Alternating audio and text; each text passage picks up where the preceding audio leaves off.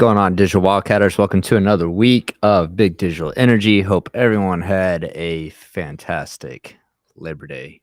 Hopefully, you got plenty of rest. Chuck, seems like you're still resting. I'm still resting. I'm just energy levels low today. I got plenty of sleep. My Whoop said I had a 92% recovery, but I don't feel like it. All right, fair enough. I will carry the day. That's why I have my Diet Coke. I'm ready to rock. Chuck's gonna carry the show. Hey, speaking of that, that's not a Diet Coke. It's Coke Zero. Coke Zero. Back in my day, we called it Diet Coke. I heard Dr. Pepper donated 2,500 cans of Dr. Pepper to Fuze. So yes, shout out to Dr. Pepper. Oh, so I will only be drinking Diet Dr. Pepper going forward, unless I hear 5 Coke. Oh man! All right, what do we got on the docket today? A little bit of soapbox from me. Okay. So OPEC came out and said, we're going to do a cut of 100,000 barrels. We're worried about, pending recession. We're going to support price, all that sort of stuff. So let me do a little education first, and then I'll get on my rant. All right. One of the key things, so I went back and forth with this guy on Twitter that I don't know is fully appreciated. Excess capacity is defined as you can turn it on within 30 days, and the production will be sustained for more than 90 days. So when the OPEC talks about we have 3 or 4 million barrels of excess capacity, that is the definition that they are theoretically using. That doesn't mean you can go drill a well and get more production, right? I mean, in the grand scheme of things, there are probably 8 to 10 countries on the planet that could increase their oil production if they wanted by drilling, spending capital, doing all that sort of stuff, right? So what's so important about that is with excess capacity, if you truly have 3 or 4 million barrels, you really can sit in the catbird seat and dictate what oil prices are because you take it away, you add it, whatever the case may be. Here's what I've been saying. We've talked about this a million times on here. I've been saying since January 2020, OPEC doesn't have any spare capacity. We showed the chart about all the drilling rigs Saudi Arabia is using, that they truly don't have it, that it's just bravado on their part. So I tweeted out this weekend, I said, hey, the 100,000 barrel cut is not a cut. It's just decline, right? And some guy's like, oh, no, they actually have it and all. Here, let me put up a chart real quick. And I stole this from Josh Young. Josh, I hope that's okay. You tweeted it out, so I'm sure it's okay.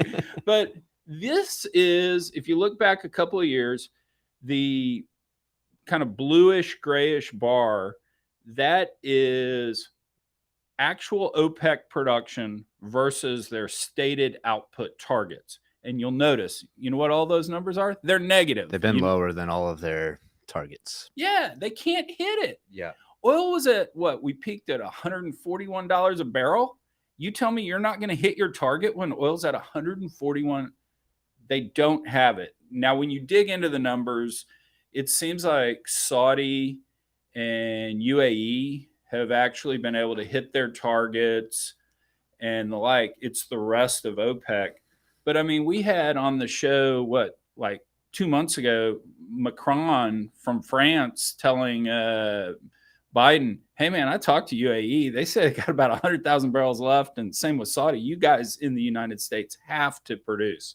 Yeah. So anyway, my whole thing is this is a bunch of bravado. We don't have any excess capacity in the world. If we're going to grow production beyond wherever we are today, 99.3 million barrels a day of demand, it's going to take some work. And I don't think the market realizes So what we can also extrapolate from that chart is that if OPEC says that they're cutting by 100,000 barrels, they're actually we can expect a much larger cut than that because they've been under their projections for the past 2 years. I actually think that it may go longer than that because I remember looking at the data like a year or so ago, and they'd already been under projections up to that point. And so I'd be interested to see how far back that trend actually goes. Well, and the big thing that happened in there that kind of saved us from having the real talk about what is excess capacity is COVID, right? I mean, we went from using almost 100 million barrels a day down to 75. Yeah. So everybody shut in a bunch of wells. So, I mean, OPEC could back then say we have excess capacity because everybody had shut in stuff. The United States had excess capacity. Yeah. You have that when oil's at minus 37. But I mean, at the end of the day, those guys just don't have it. And we need to be having a real and frank discussion about this instead of going, no, they'll just turn the spigot on. Yeah. Yeah. John Main commented and said, yay, higher prices for WTI in Q4, which I think has kind of been interesting to say the least, that oil prices have really kind of stayed artificially suppressed, with particularly the out years. I mean, we're in backwardation still to this day. Yeah. So do you think oil prices right now reflect supply and demand accurately, or do you think that they're mispriced? I mean, I think at the end of the day, in the moment, we're usually pretty good. So whatever we're $88 oil, $89 oil, wherever we are today is probably right. The thing I think that's mispriced, and this is weird for me to say, because I've always been, if you have billions of dollars traded, the market is efficient. Mm-hmm. I've always said that. And I never think you can, I actually don't think people are able to outthink the market and the like. I think when you do that, you've gotten lucky. Yeah. But there's just no reason for us to be in backwardation like this. I think you can buy a barrel of oil 4 years out that has a 6 handle on it for 60 something. And I don't see how that's correct unless we have global recession. So demand goes down dramatically, which we're going to talk about in a little bit when we talk about Nord Stream going down. Maybe that is global recession. Yeah. Maybe China's way over levered and their economy is not going to grow like they say it is. But I mean, supply wise, we're at about it. Yeah. Yeah. So yeah, maybe really it's accurately priced, but 3 years out, that can't be right. Yeah, I agree with that. So let's talk about. So we're raising. So the announcement of the Digital Wildcatters 3-year oil fund. Please send in your money. We're going to go on NYMEX, buy barrels of oil. Is that our? We just announced a new fund. I wasn't aware of that. Exactly. All right. Exactly. Yeah. Why is the SEC calling me on the other line? We're just kidding. So let's dive into the Nord Stream topic. So here's kind of what we did. Russia comes out and says, "Oh, we found a leak. We need to do maintenance." They've been playing this. We don't have this part. We don't have this. They say they don't have a leak. They shut it in, right? It's kind of wild. Since the start of the Ukraine war, they've dropped about 12 BCF a day out of Nord Stream. So they have this leak. Right. And then the G7 comes out and says, we're going to put a price cap on Russian oil, Russian gas, all this in response to higher oil prices. I think Russia actually stole our finger of the week video and did it to the EU, because they have come out and said any country enforcing that price cap doesn't get any gas. Yeah. And so they have now officially kind of played the card of no gas for you. And so here we are. We are at the big standoff. Someone can go look it up on this show. It said it a couple months ago when Nord Stream went down with maintenance. So this isn't maintenance. I said the line's not coming back on. Yeah. We don't people are so wet behind the ears. It's like, this is Putin playing, and to your point, just finally came out and said it. Like, hey, anyone that supports a price cap, you're not getting gas. I mean, this is where this was going all along. So, the second that I heard that headline of that there was scheduled maintenance and that they're going to be down, like, no. I love the movie Casablanca, where they're in Officer Renault's, they're in his office, and it's, "Are you demanding that I come in tomorrow?" And he says, "Let's just say it's my request." That's a more pleasant word. I mean, that's just it. I mean, Putin's been doing the requesting. Actually, I was talking to our good friend Vlad, the Richmond police officer, who's Russian by background. He says it's Putin. So in Russia, it's not Putin, it's Poutine. Really? And that's actually what Putin calls himself, Poutine. So, isn't that a Canadian food? Yeah, exactly. A bad Canadian food.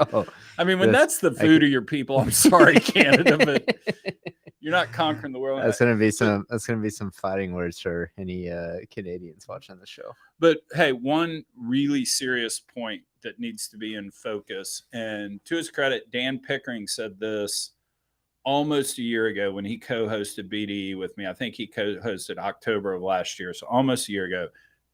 What Dan said was, you're going to have limited resources. Governments are going to have to make decisions.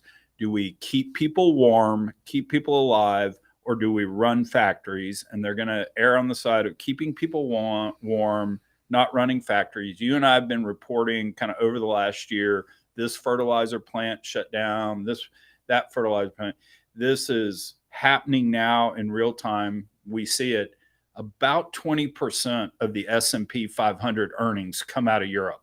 Mm-hmm. So, if that patient is going to be really, really sick, that's a flu that can affect the rest of the world. So I hate wearing my tinfoil hat on this, but, I haven't bought a bomb shelter yet, and I haven't started storing canned foods, but it's on the table.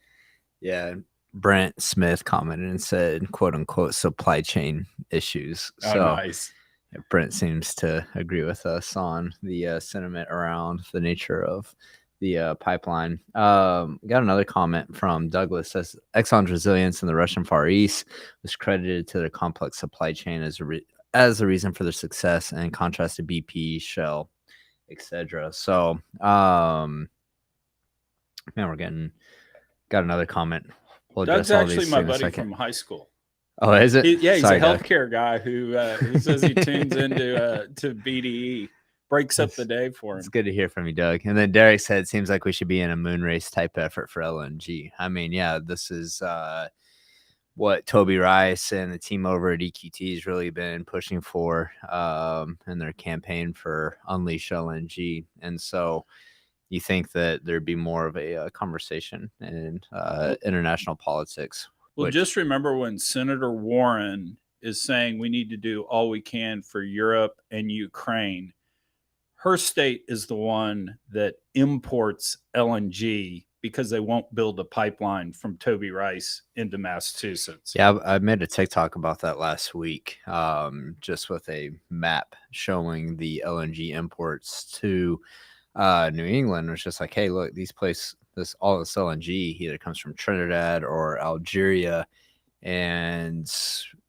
we have the most prolific natural gas play just 250 miles away. You can build some pipelines, or repeal the Jones Act so that all of this LNG that we're exporting out of the Gulf, instead of going over to Europe or Korea, wherever it may be going to, we could send that right up the coast to Boston. And so there's just a lot of wonky energy policy. It's not even that wonky. It's just like common sense. Well, someone commented on my TikTok. They're like, you're cherry picking. You're not telling the whole story here and showing your bias. I'm like, well, show your work, motherfucker. Like, it's pretty black and white to me. It's not biased. It's not biased. I'm just telling you what's happening. So, anyways, but on the note of LNG and EQT's message, we had a big EQT acquisition. Trafficking and rumors of possible. It's rumored. Yeah, it hasn't happened yet, but let's dive into that real quick. Okay, so I believe it was Bloomberg that reported this, or it might have been Reuters. EQT's in discussions to buy Tug Hill Operating, portfolio company of Quantum. Tug Hill's got a big position in Appalachia, which makes sense. I mean, Toby's the logical buyer there. They're Marshall and Wetzel counties of West Virginia, which is good stuff in the Marcellus. 760 million cubic feet a day of production. There's pipeline infrastructure, talking $4 billion. So here's what I'm going to do. I'm going to go to the file, and we're going to clip me saying what I say about every public consolidation that involves a private equity-backed company is, if Quantum could sell that for cash, they would. The market's going to throw up on any buyer that gives cash. Mm-hmm. So it's going to be some cash. It's going to be stock. Quantum's going to take that stock and liquidate it over the next 2 years. And that's just the playbook to two-putt something instead of trying to hole out. And so this is just more of the same.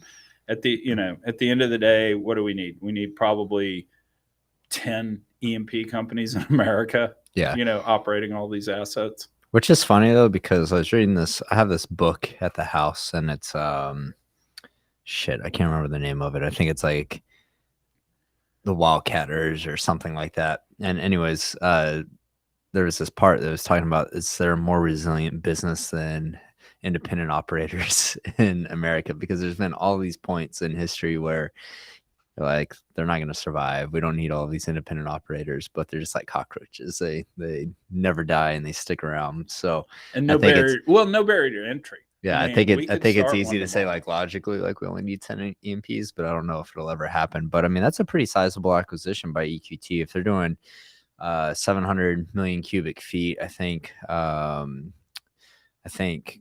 if I'm not mistaken, EQT does 5 billion a day. So, I mean, that's a pretty, you're looking at 15 or 20%.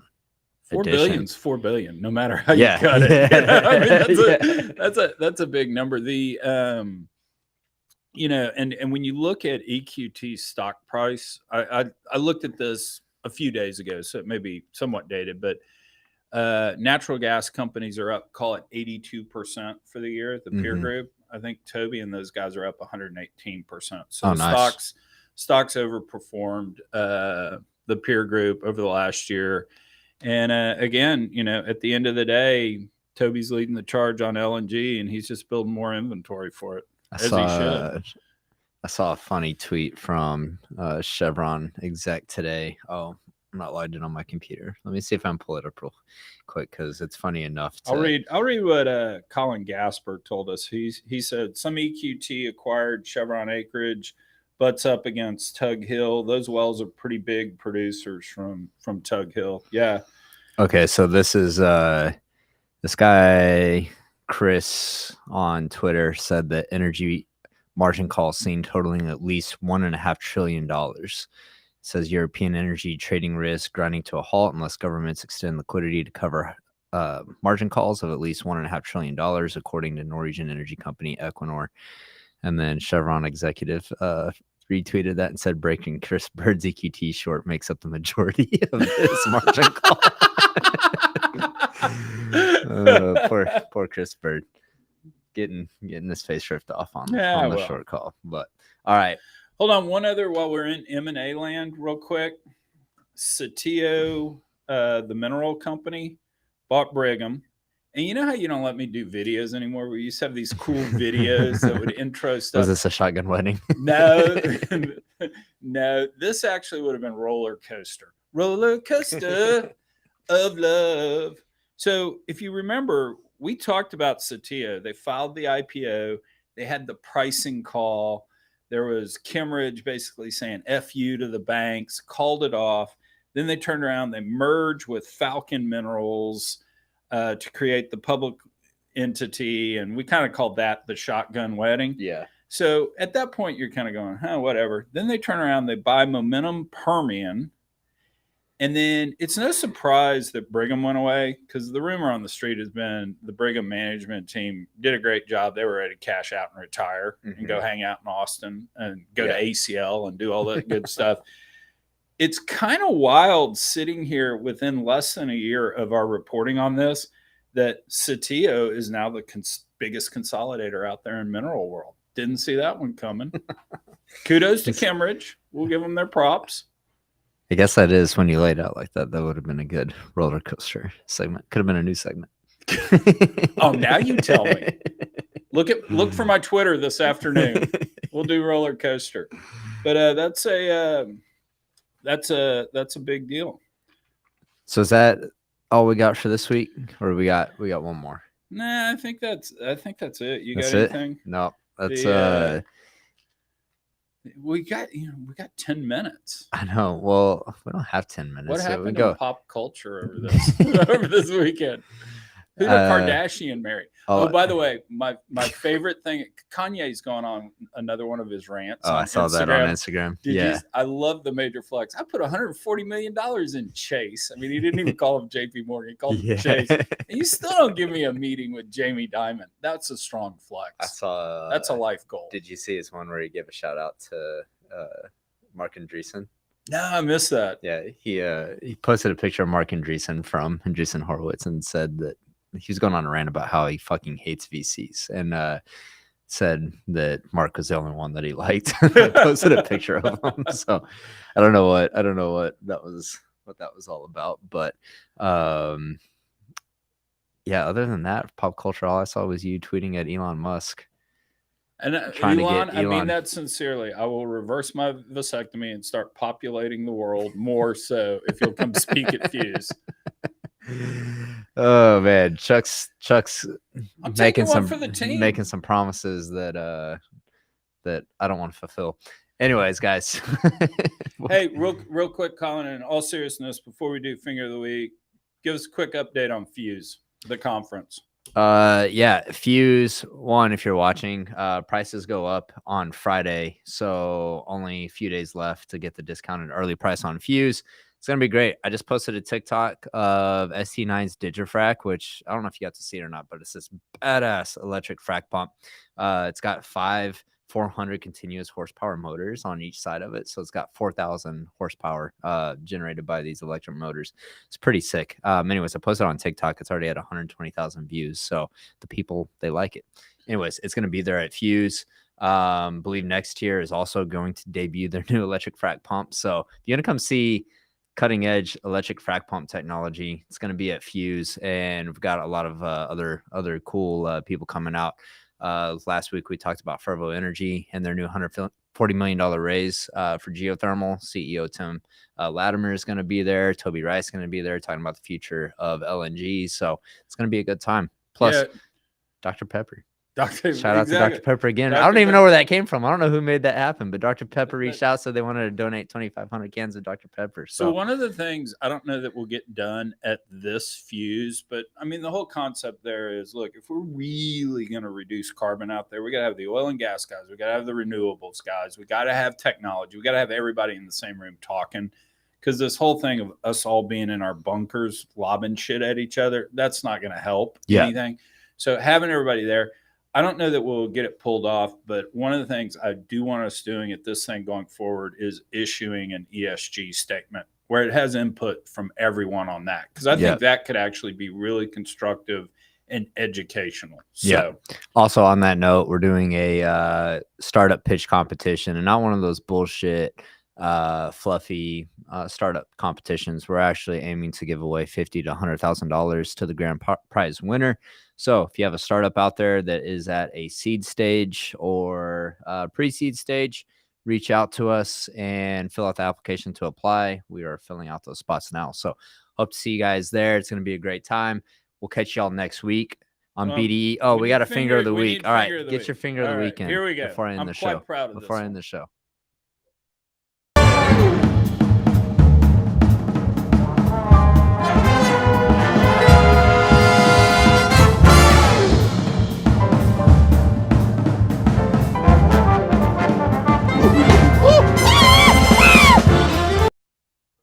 All right. Finger of the week this week, Dr. Karl Bechert. I think that's how you say it in German. My German grandmother is rolling over in her grave knowing that her grandson cannot pronounce German. All right, let's hear it. And you know who this guy? So this guy was actually born in 1901. I think he passed away in the 70s, early 70s. But he was actually a theoretical physicist, and he did a lot in the way of nuclear power, energy, etc. And by all intensive purposes was a really good guy. He was anti-Nazi. He had hid Jews in his house. He protected his Jewish colleagues that were taught with him. Why are we giving this guy finger of the week? He came out and said that nuclear power plants could never be safe, and that nuclear waste was an impossible problem to solve. So a lot of folks call him the anti-nuclear movement's When did he say father. That? He said that a long time ago, in the 30s, in the 40s, in the 50s. Yeah. And it really took root in Germany. And that's where you've seen kind of the biggest anti-nuclear folks, to the point now where they're shutting down nuclear They still plants. they still won't keep their nukes open, Even facing this. You know what's funny about like the nuclear waste thing is like it's not that big of a problem. Like, if you look at the makeup of nuclear waste in a 55-gallon drum, it's like one little speck from what I've seen of nuclear waste, and the rest is just filled with concrete. And We anyways, could put it in Oklahoma and nobody'd notice. yeah, exactly. And you know, I've actually seen companies that are trying to inject it back into the ground, just like CO2 sequestration. Why can't you do that with nuclear waste? And it doesn't hurt. I mean, there's nuclear radiation's natural, right? And Yeah. so it doesn't hurt to be down on the ground. Yeah. So I actually don't think I think nuclear energy comes down more to economics than actual physics and logistics, because I don't think that the waste issue is a problem. But back in the 30s and 40s, you didn't know what we were capable of doing nowadays with drilling and injecting. So two things in defense of him. One, he saw a totalitarian government that if the Nazis acquired a nuclear bomb, you and I are not sitting here on camera right now. Yeah. So fair enough for that. And two, Germany did get blasted by nuclear radioactive material from Chernobyl. So they had a little bit different. We can gripe all we want to about nuclear. Nobody died at 3 Mile Island. Yeah. It was contained. So yeah. anyway, maybe a slight finger of the week, Yeah. too. A gentle finger of the week. Saying all these good things about them. I'm like, now you're giving them finger of the week. So, all right, guys. Appreciate y'all hanging around with us today, checking out the show. As always, appreciate everyone hanging out with us in the comments. We'll catch y'all next week, 10:30 a.m. Central Time on Tuesday.